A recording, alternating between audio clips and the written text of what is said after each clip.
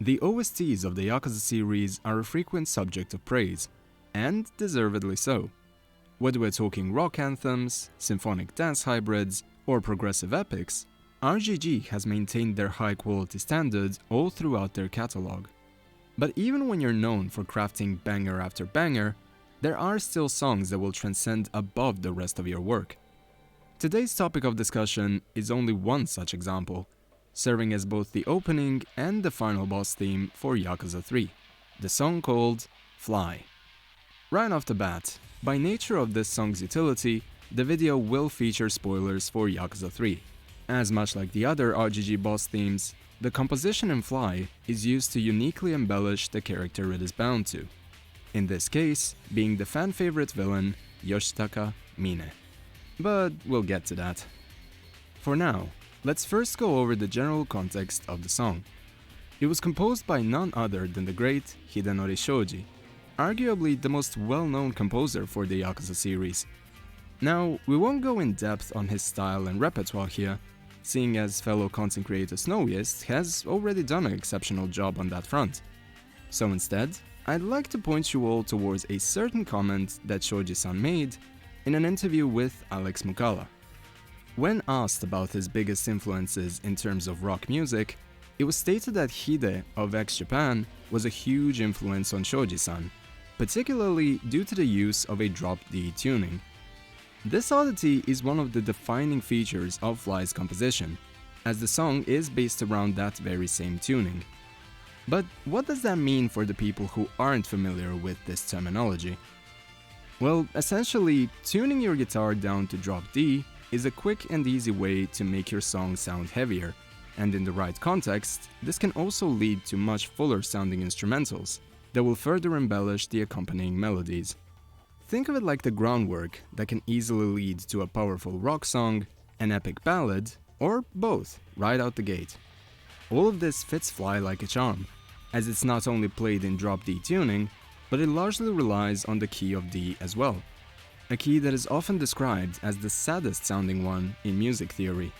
So without even looking at the song structure, we already have numerous elements that can make Fly a perfect final boss theme, especially considering this series' cadence for writing great character drama and epic clashes of ideals. So with that in mind, how were these elements actually utilized? To start off, Fly has three notable sections: the symphonic intro, the main section, which is structured like a standalone song in its own right, and a brief symphonic outro.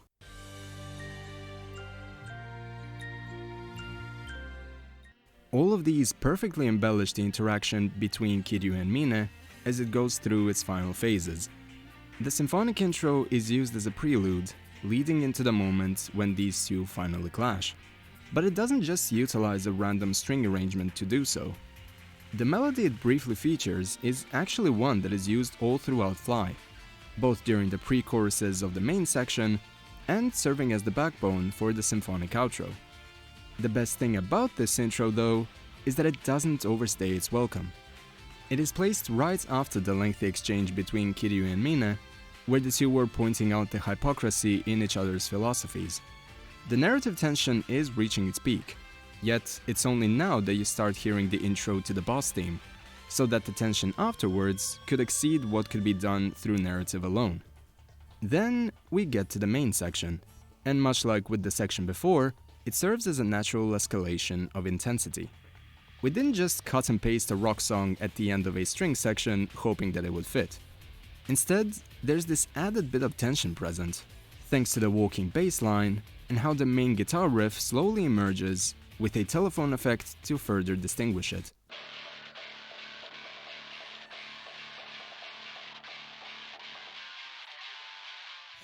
It's the perfect way of signaling to the player that something big is coming, even if you're just listening to the song out of context. Now, the actual mid-section of Fly is pretty self-explanatory on the surface. It's a cool rock song for a cool boss fight, but strangely enough, this is also the one part of the composition that can be easily messed up in a gameplay setting. See, this is a section that you'll be hearing on loop all throughout the boss fight, and depending on how challenging the fight really is, the composition could affect the player differently than intended.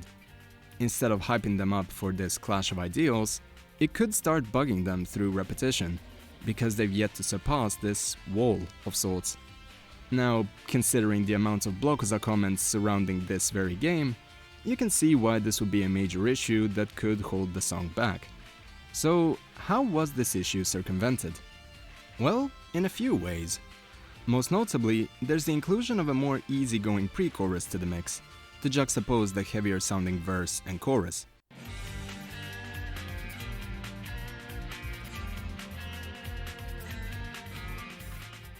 Plus, this new section is in a different key than the rest of the song, meaning that it was bound to stand out to the player regardless. This is a trick that was already used in a number of Yakuza boss themes, most notably the various Nishiki themes.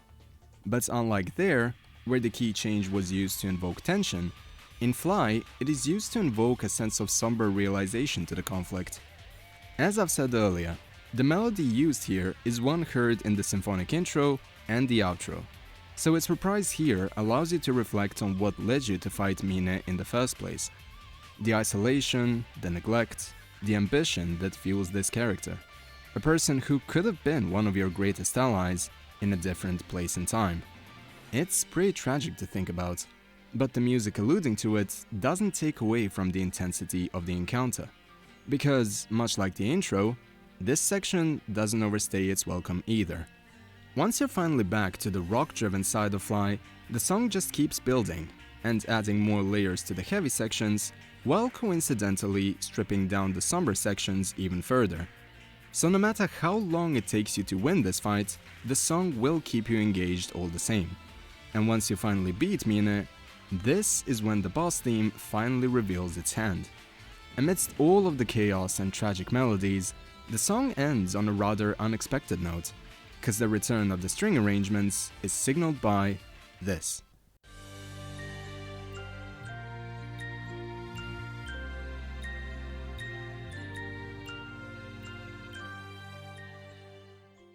Of all the things that could have been chosen, Hidenori Shoji decided on a music box soundscape. And honestly, it's a fitting conclusion.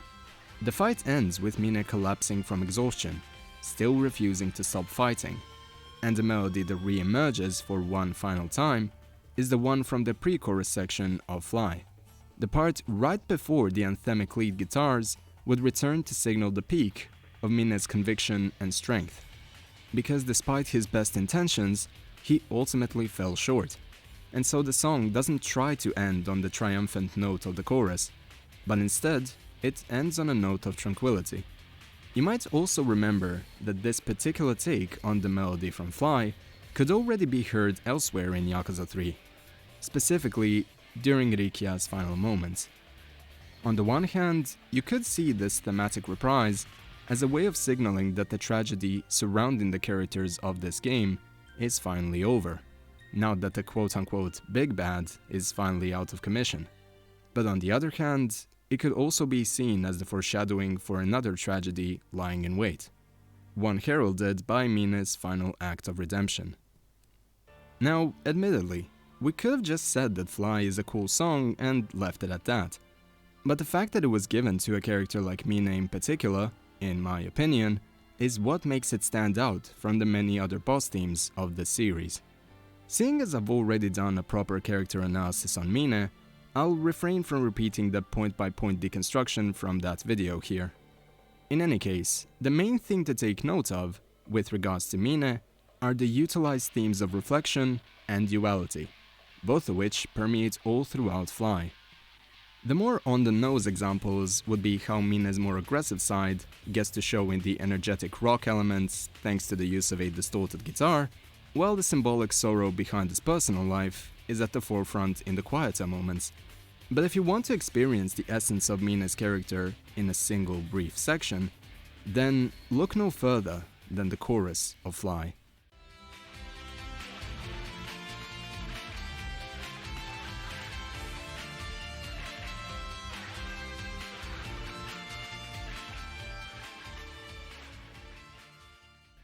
The simplest way of conveying complexity and the presence of two conflicting sides to a character is through the use of harmonies, because in using them, you'll be playing a melody from a minor scale in unison with one from the major scale. Two polar opposites, representing feelings of sadness and joy respectively. Not only does this make an epic lead melody even more powerful, but it also feels like an appropriate climax to a tale you can experience even without a single word being spoken. Fly is genuinely the essence of Mine as a character, and that's exactly what makes it a flawless boss theme. Now, I'm well aware of the fact that this song has received a number of reimaginings over the years, like the alternate version featured during the Rikia death scene, as well as the phenomenal remix from Ishin Kiwami, and I've honestly contemplated covering them here alongside the original. Having said that, I think it would be better to cover them as part of dedicated character analyses instead, since these remixes embellish its respective bearers in different ways than Fly does with Mine. Rest assured, I fully intend to gush over the Soar version at the very least, once I finally get to deconstruct Hijikata Toshizo, so please look forward to that. That aside, you might be wondering why I decided to cover Fly of all things for this week's video. Well, if you'll recall the April Fool's stream by RGG Studio, you might recall Yokoyama-san cheekily name-dropping Kiwami 3 as a potential future project. Naturally, the community reacted in interesting ways. So instead of covering another Kiwami-related video right after the last one, it felt better to focus on something less divisive for the time. Regardless of the perception of the Kiwamis themselves, the first two remakes did offer some phenomenal remixes of the final boss themes, so while I am split on Kiwami 3 myself, I am curious about what a reimagining of Fly could actually sound like, especially with a bass as strong as this one. So here we are. And lastly, thank you so much for reaching 8,000 subscribers. I'm working on a celebratory video as we speak, and assuming my ever-increasing IRL obligations allow for it, the video in question should be out within the following weeks. Let me know if there's a specific topic you'd like me to cover on top of that, like the infamous Kiwami 3 for example, and I'll do my best to make something fun out of it. Anyway, that's all for me today. So, until next time, take care of yourselves and have a great day. Cheers!